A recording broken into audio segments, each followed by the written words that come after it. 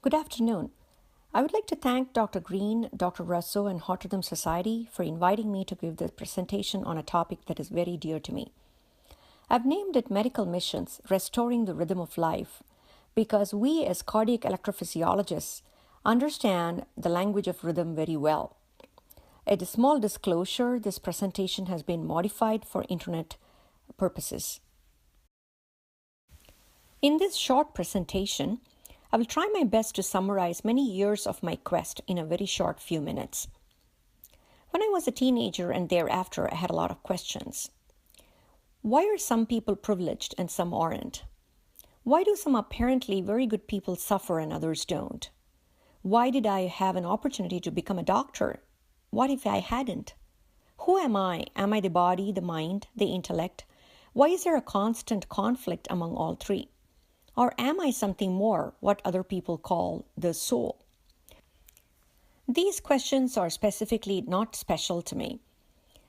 These are the quintessential questions that have been asked by many for thousands of years in the part of the world I originate from. At this time, I heard about a phenomenon initiated by a person by name Sai Baba, who I now call Swami, from a small village in South India. There was a lot of service with free food to the poor. There was also free education given to the children. These are some examples of schools around the world providing education, what is called educare, which means to transform hearts through education. Can you imagine young children of this age meditating, sitting quietly like this? There was also a lot of talk about this hospital called Srivatsa Higher Medical Sciences that was built in Puttaparthi, providing free medical care, regardless of caste, creed, or religion. Now, I'm putting up a different picture here. You must have all visited or seen Hard Rock Cafe, the first one of which was actually founded in London, United Kingdom. Hard Rock Cafe was founded by Isaac Tigrit as a rock and roll phenomenon decades ago, and which became subsequently very popular with many more branches and franchises throughout the world. But this is Isaac now. When he started seeking spiritual life, he began making trips to India and met Sai Baba. Thereafter, he sold Hard Rock Cafe and provided funding to the building of this hospital that I showed in the previous slide. In the past few years, I was privileged to provide medical care for him, and we became friends. I've heard its story personally firsthand, and I have been in awe. Not only him, many more such people who have donated almost everything to a good spiritual cause.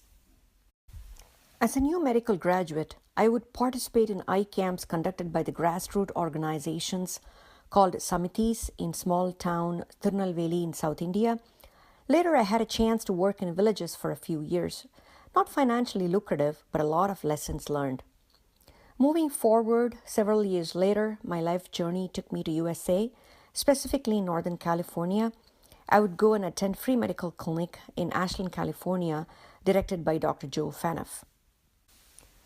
Once having specialized in electrophysiology, I was able to visit a sister hospital in Whitefield and perform cases between the years 2007 and 2009, which was my first exposure directly to this hospital.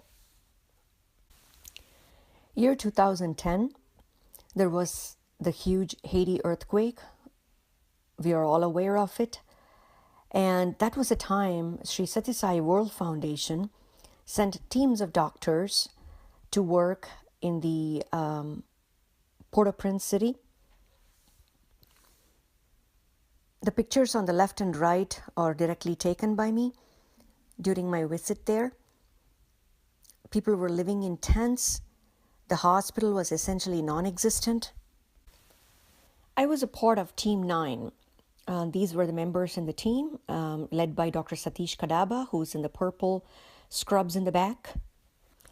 This was in front of the house we stayed in, there was a teacher who was gracious enough to allow us to stay there. And this was the truck. We would load up all the supplies. We would ride in the back. And this is the driver on the front side. After our breakfast, we would all leave about 8 o'clock to the church where the medical camp was held. The three of us were the doctors in the team. Me on the left, Tasha Jainathan, she's a resident from Canada, and John Birnbaum, an emergency room physician from Los Angeles, California. This is our pharmacy makeshift, putting our all the medications together, ready to be dispensed, is our pharmacy team. Here we are in the church. Behind the curtain is where we would examine patients. And I'm actually teaching some of the local students how to take a blood pressure. It was very interesting. The patients would stand in line from early morning, like around 6 o'clock, and wait for us. We saw about 300 patients a day. Some more photographs from that visit. On the top left corner is our living quarters in the house that was provided to us. David Korn's suite is in the middle. Actually, David is a psychologist from San Diego, and he and I were able to identify that many of the patients here, even young women, had such high systolic blood pressures, probably related to stress.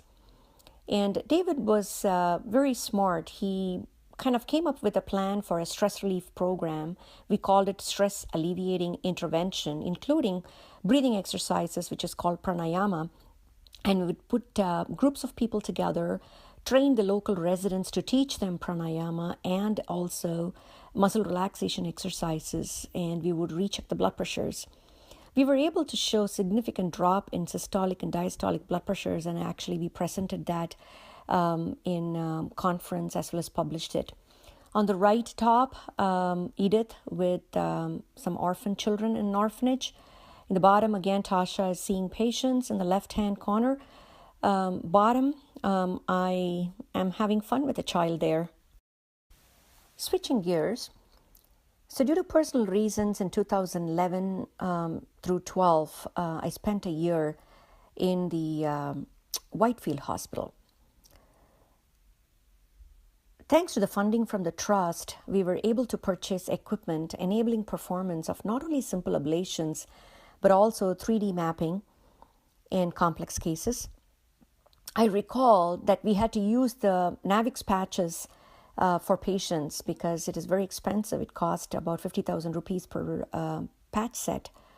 And we would start cases in the morning around 7 o'clock and keep going. It lasted for 18 hours. So we did what is called a 3D camp straight down, and sometimes it would go up to 1 o'clock or 2 o'clock in the morning. And the nurses and the techs, they were not paid overtime, voluntarily stayed unbelievable hours in order to accomplish the goal to help as many patients as possible. During this year, Dr. Green contacted me from San Diego. She had a patient, Salah Hassanine, a philanthropist who runs the Children's Lifeline organization. He asked her to take a team of doctors for charity work, and she thought of me. So I sent all the information about this hospital. Later, when I returned to US, I met him and presented information about this hospital. And thereafter, that year in 2013, the first trip as a team happened. And this is our team, Dr. Green in the middle in the front, and Leilani, Salah's daughter. And then the rest of the team, Dr. Feld in the back, Victor Pretorius, as well as Dave Robertson, who was our tech who accompanied us. These are some more pictures. They're Dr. Green with a young family who we helped. Dr. Green doing cases, and the pictures of OR. Dr. Pretorius working with the surgical team there. On the lower right-hand corner, I'm doing an ablation for a patient. We also had teaching rounds. They have a fantastic team of doctors headed by Dr. Dash. On the right-hand corner is a conference room. Dr. Dash is seen here. And very interestingly, the hospitals in Puttaparthi and Whitefield are both connected. And when the lectures are going on, both hospitals attend the teleconference. And on the left-hand side, there's teaching rounds by the bedside, Dr. Baruwa, resident. They had regular teaching rounds about 8 to 9, and we would participate in that as well. Also, bedside teaching happened. On the left-hand side, Dr. Green is going over device interrogations with a technologist. They actually have a CV technology as well as nursing schools. They also have cardiology, anesthesiology, and other surgical residency programs. On the right side, Victor is teaching the residents. These are some more pictures of patients. Completely adorable and melting our hearts. We had very little time to have fun, but we did manage some. We went to shop. I could not convince the guys to buy the turbans, but they did pose for the pictures. And Dr. Green did buy that sari and actually eventually wore it. This is our most recent visit. We are selecting patients. This year, Dr. Park and Mary Zabuhini, her nurse, also joined us in the visit. The hospital is so organized that they have a waiting list of patients. Whenever a team informs them that they're going to visit, they pull up the waiting list of patients, send us the records to screen, the charts are identified, letters are sent, and the patients are from remote corners of India. Some of them don't even have a post box at home. They have to go to a neighboring post office to pick up the letters. But somehow, they all show up on the date that they are required to show up. It is just a fantastic workflow that they have worked out. This is Dr. Park doing an ablation on a young man.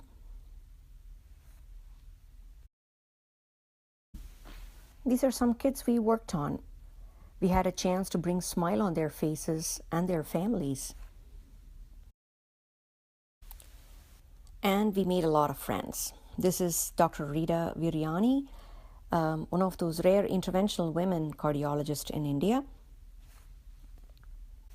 This is the picture in front of the cath lab in Puttaparthi Hospital.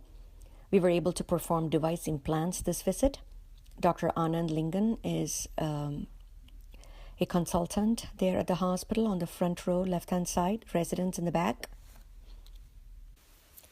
Now let's come to the broader topic of medical missions, trials and tribulations. There are a lot of things that are not under our control. First, we have to identify a hospital and establish contact within the hospital. And then there is visa and government regulations depending upon the country you want to serve in. We have to identify the specific needs of the specific area we are serving. We have to organize donations, and here the industry becomes a very important partner because a lot of things that we do are pretty expensive. And then long flights, you're flying across the world. Climate changes, food, and jet lag, which is really daunting sometimes, especially during the first or second visits. But then there is another important problem, which is related to us. What is my motivation to go and serve? Initially, we all want to do it because we see suffering in this world and we really want to relieve the suffering. And then sometimes there may be a little ego kicking in. Personally, it has happened to me. I feel that I am helping people and I am bringing in stuff, including my own talents and whatever I have acquired over the years. But then you realize over the course of several years that it's really the patients who are helping us to realize who we are. There is a saying which I have learned in my childhood, which goes like this: errors like straw on surface float, to find pearl dive deep below. I used to think it is just describing interpersonal relationships. Little did I know that it's actually to find the pearl within us. We all have something very good within us. And such work as medical missions helps us to find that. Winston Churchill says, we make a living by what we get. We make a life by what we give. I've seen so many people. Isaac may be one person who has given money, But there are a lot of unsung heroes. There are a lot of doctors, nurses, technologists who work without overtime pay. I've seen retired people who could be actually golfing or watching TV or gossiping, but coming in to do service in such simple things like moving the charts between different wards, cutting the gauzes into pieces which can be used, sterilized and used. I specifically remember an elderly gentleman after finishing a 3-day camp. It was early in the morning, around 2 o'clock. I was trying to go home. I was exiting the hospital, and this gentleman was bravely sitting there. He was almost nodding off to sleep, but he was trying to keep his eyes awake and greeted me so beautifully. I was looking at him and like, you should be in bed. But here he was, trying to help. I mean, such people really are a great inspiration. This is the entrance hall to the Puttaparthi Hospital. There is the saying which says, Paropakarartham idam shariram. It's a Sanskrit proverb, which means to serve is the purpose of this life. There's another important question. Who serves? Is it only the people who are going on medical missions to different parts of the world? I personally believe that everything that is done with a sincere heart to make this planet a better place. It could be with or without a banner. It could be in any country, any place, anywhere. Whoever does something to relieve suffering, to improve science for benefit of mankind, mentoring to help people come up in life. When you smile at someone who needs it that day, you put a hand around the shoulder to lift up, or you are on the receiving end of a phone call for someone to cry or laugh, or if you grow children to be good citizens of this world, anything, but with the attitude of always helping others and never hurting others is what constitutes a service. And with that, I would like to end, just as the hospital motto is, let's love all and serve all. Thank you.